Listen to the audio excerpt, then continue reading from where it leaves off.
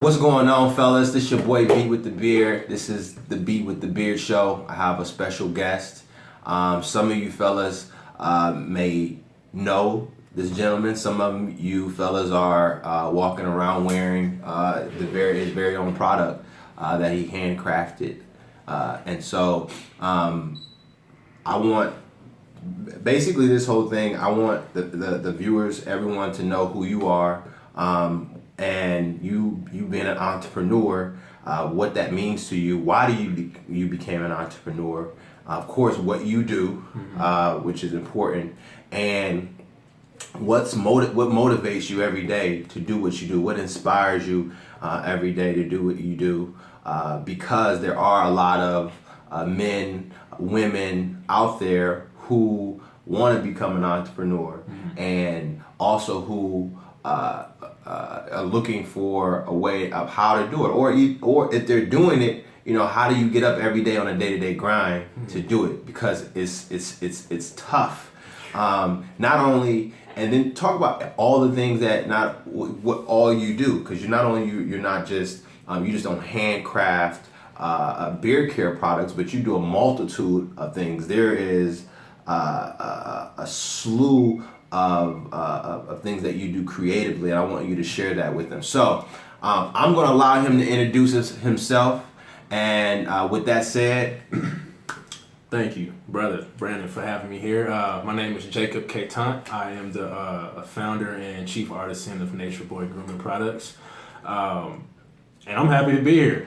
NatureBoyGrooming products is something that's very near and dear to me because really, in short, it kind of reignited the creative side of me in a very genuine and authentic way. I have a history in music business. I'm a producer and an engineer full time since 2012, and working in music can be very vigorous and tedious, and just working at that so much, that creativity kind of started to blend with being a very mechanical process, and being busy and young and just driven when it came to things like beard care. That was honestly, at the time, like maybe about 3 or 4 years ago, probably one of the last things I thought about thoroughly, because my mind was focused on the grind and the vision. So I would just put whatever on my face, to be completely honest. Whatever was in the closet, pink lotion, whatever, I would just throw it on and call it a day. And I have very coarse hair, so it would just run wild.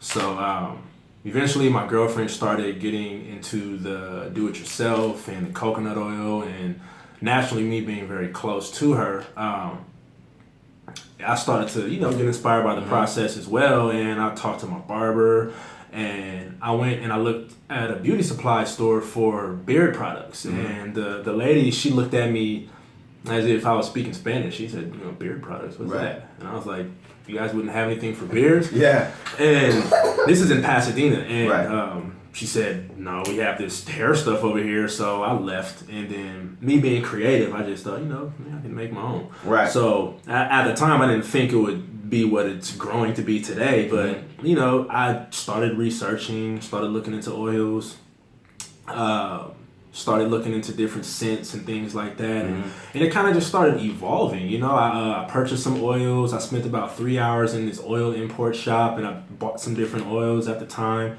and I created something that I liked. And at the time, I had fragrance oils in it, but as I started to research further into essential oils and things, I ended up taking the fragrance oils out, replacing them with essential oils, keeping it all natural. And about 18 months of time went by from just it being an idea to something that The inception of it. to something that really started to evolve. And I really just trusted my spirit the whole time. Everything from the name to just everything. I didn't rush anything. So how did you come up with what inspired the name Nature Boy? Nature Boy came about for a number of different reasons. One, because I've always been a lover of nature, even as a child.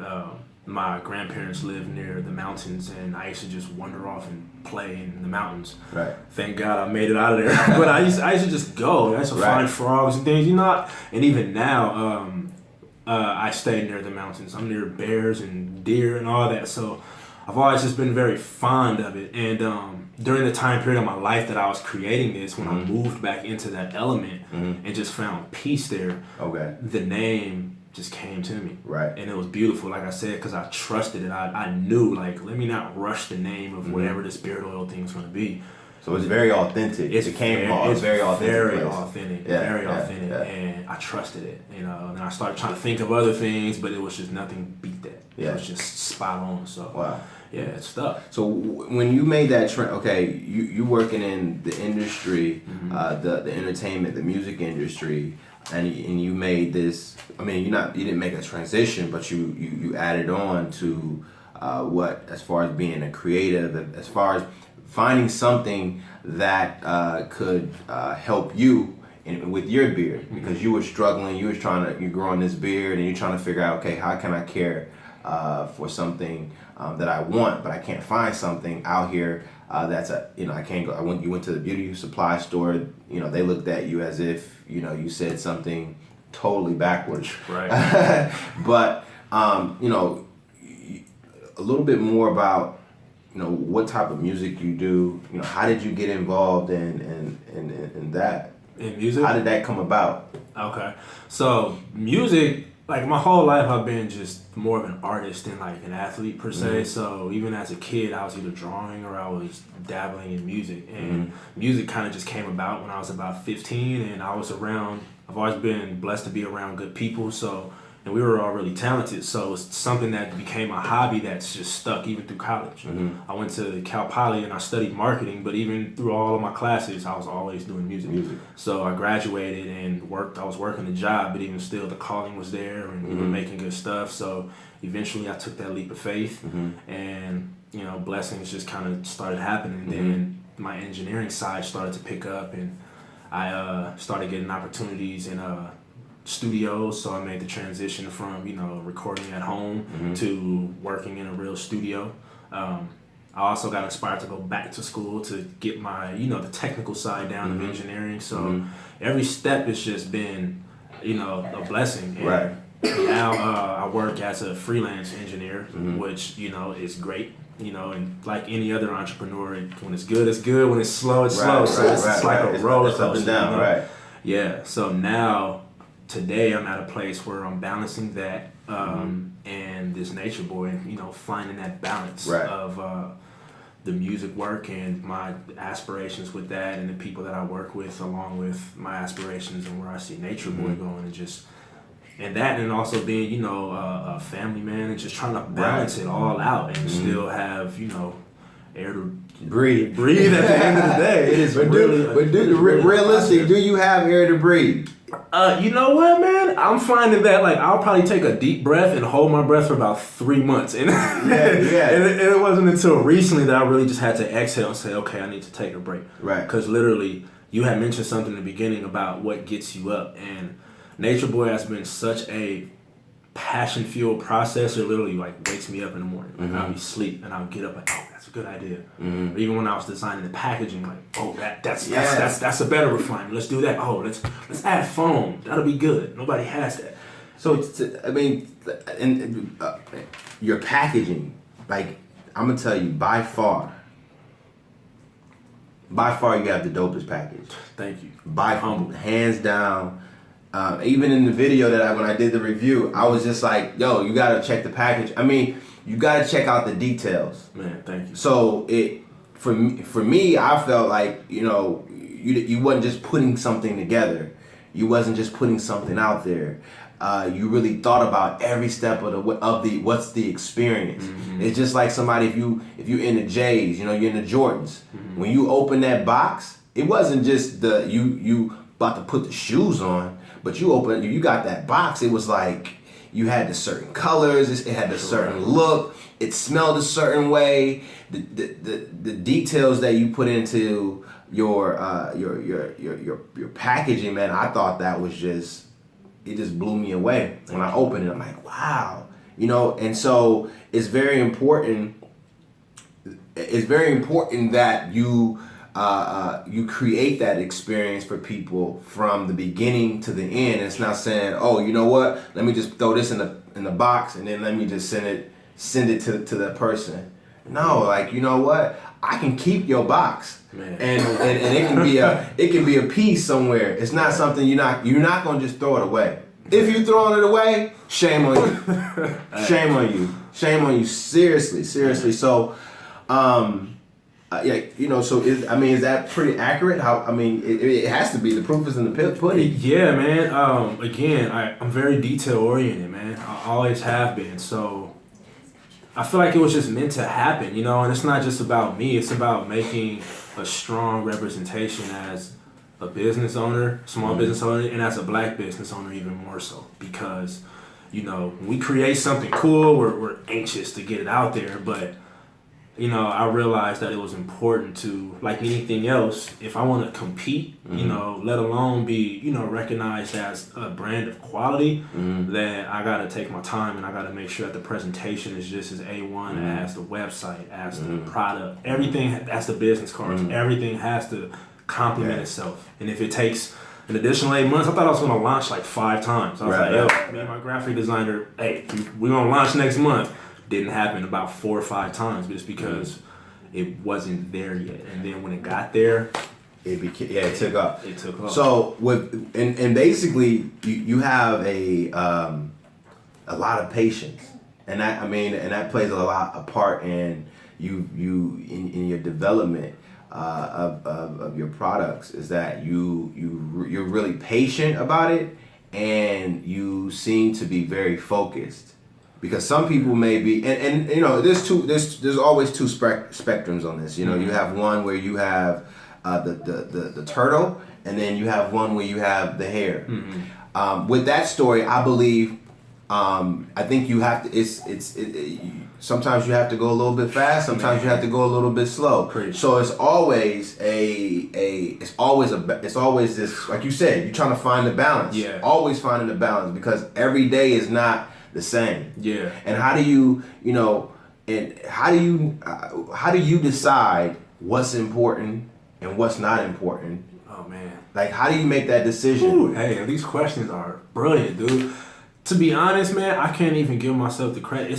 Really feel like it's all God, like more than anything in this process. And that's not cliche. That's the truth. Because again, I feel like I'm the mix between the tortoise and the hare. Like I'm the tortoise, but I got like rocket skates on or something. Because sometimes I literally want to go, but my details gets me there slower. So I don't even look at it as like slow. It's just, okay, this needs to be a little tighter, or the scent's not quite right yet, or the website isn't flowing the way it needs to. It needs to be mobile friendly. So let's tighten that. Let's get that ready. And because of that, a certain amount of months will pass by. You know what I mean? But we're working like day in and day out. Me and Tiffany, that's my graphic designer. Right. We worked hard. It reminds me of the lyric what comes to mind, and I may be paraphrasing this. Dr. Dre said it best: "Taking my time to perfect the beat." You know, you're taking your time to perfect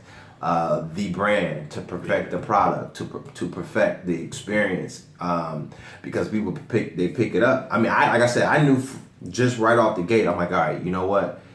This brother had put a lot of time and energy into like birthing this. I just knew it from the jump. Like this, this is not something you just thought about one day and just kind of put some oils in a bottle. So you really said, hey, you know what?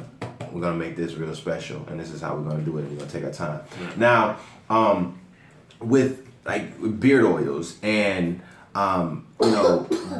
do you find that it's important to apply, and this is just something to apply your beard oils when it's damp on a dry beard, being that you have a coarse and curly beard?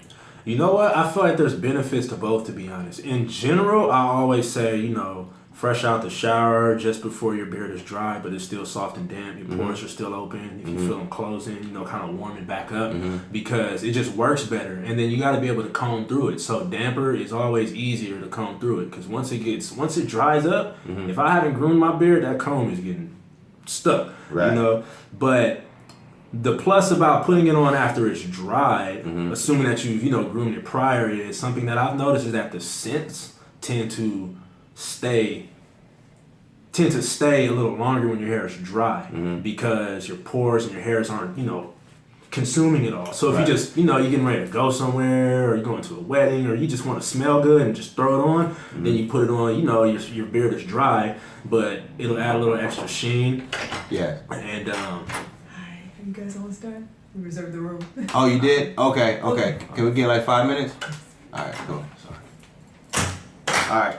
Yeah. So, as I was saying, there's benefits to both. Sometimes you can put it on when it's dry, and you have a little extra sheen there. The smell will be there, but in general, it's always good to put it on when your beard is damp, just because you can manage your hair better. And that's the best time to really feed your hair. And if you want to put on a balm after that, then it kind of all works better that way. And what's your take on and this is a rhetorical question, but I want the people to hear your perspective on it, on being educated about not just the products, but understanding that. How do you feel as far as when your beard? Is it more so what you apply on your beard, or is it more so what you are putting in your body? Man, look, it is everything. Like the beard health, basically. It's all connected, man. I'm a big health advocate, but I'm human too, so I'm not gonna say I'm perfect. I have my struggles, but I know how important it is to maintain proper health, because like I've even heard you say, we're like plants, and what you put in plays has a direct impact on what comes out. So you can put a lot of great products on the outside and let them seep in, and that's going to help. But if you start on the inside and work there first, that's always going to work better. That's going to make the vitamins work better. That's going to make the supplements, the biotin, whatever it is you're taking is going to work better if you're eating right, if you're exercising, because that stimulates the blood flow, and blood flow helps hair grow. And you got to drink a lot of water. All these things, it's all interconnected. If you go hard on one but let one struggle, then you're relying more on just your genetics. You know what I mean? But when you do all of that and just make it more of a lifestyle versus, man, I want to get my beard right in the next 10 days, just kind of say, all right, look, forget about growing my beard big. Let me just change my lifestyle, and then the results will come most likely when you forget about it. And you're going to look up like, oh, there we go. And as a result, you'll have healthier hair. And then the beard products will be there to complement it all. Wow. Yeah. So you have, so tell me about all the products that right now you have. And then I don't know if you want to talk about anything else as far as the signature product right now is the handmade beard oil number 1. And I also have raw African black soap, which was a blessing and recommended by a good friend of mine because it gets the job done. And on the back end, we're working on products to come out in the near future. I'm not even going to disclose it. I'm just let it roll on out. But we're working on additional topical products, cleansing products, grooming accessories. Like I said, we're working and we're planning. So it's all coming, and it's all coming into work. Right. So where can they find your products? You have your site, your website? So we have NatureBoyProducts.com is our mother hub. We're also available on the Good Man's website, BlackMansGroomingDen.com, which I have to just say I highly appreciate, man.